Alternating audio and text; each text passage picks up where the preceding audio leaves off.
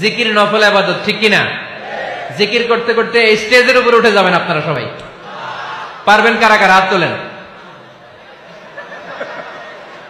কত বড় সাহস দেখছেন?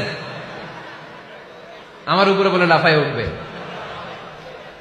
বাঁশ আছে জায়গায়, বাঁশ। হ্যাঁ, না এটা করবেন না, কারণ ফাযকুরুল্লাহ কামা আল্লামাকুম, জিকির ওইভাবে করো যেভাবে আল্লাহ শিখিয়েছেন। আল্লাহ কিভাবে শিখিয়েছেন? ওয়াযকুরু রাব্বাকুম ফি নাফসিক। দেখেন জিকির করার পদ্ধতি কোরআন থেকে শুনেন। মনে মনে করো, তাদাররুআন সবিনয়ে করো, খিফাতান ভীত বিহবল চিত্তে করো, দুনাল জাহরি মিনাল কওল অনুচ্চ স্বরে, বেশি আওয়াজ করে লাফালাফি করো না। এটা হচ্ছে জিকির করার পদ্ধতি।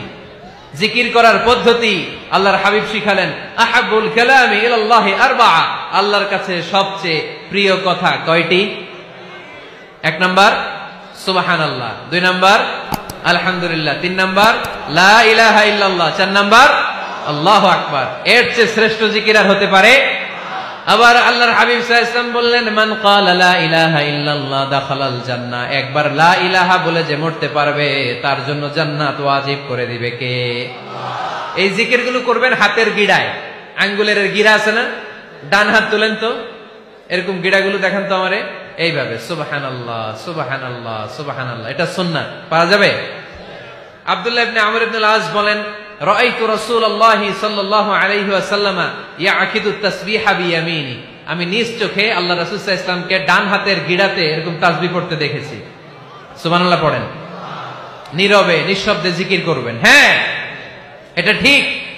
তালিমের জন্য একটু আওয়াজ করে প্রয়োজনে মাঝে মাঝে জিকির করা যায়। যেমন এইভাবে পড়েন, সুবহানাল্লাহ আলহামদুলিল্লাহ লা ইলাহা ইল্লাল্লাহ সুবহানাল্লাহ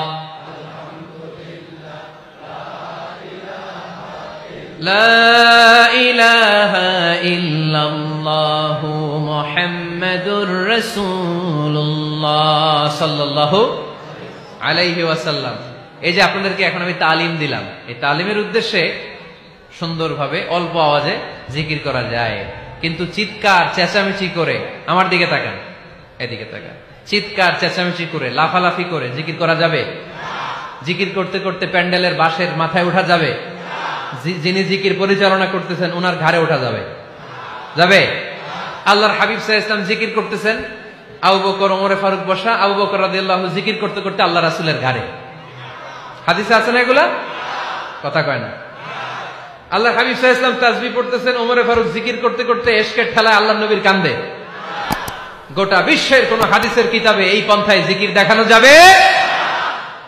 কোরআনের কথা শুনেন, ফাযকুরুল্লাহ কামা আল্লামাকুম, ওইভাবে আল্লাহর জিকির করো যেমন করে আল্লাহ তোমাদের শিখিয়েছেন। কোন হাদিস দেখাতে পারবেন যে আবু বকর রাদিয়াল্লাহু তাআলা আনহু জিকির করতে করতে, আরব দেশে সৌদিতে ছিল খেজুর গাছ, জিকির করতে করতে খেজুর গাছের আগায়, ওমরে ফারুক খেজুর গাছের আগায়, এগুলো পেলেন কোথায়? কেন এগুলো করেন?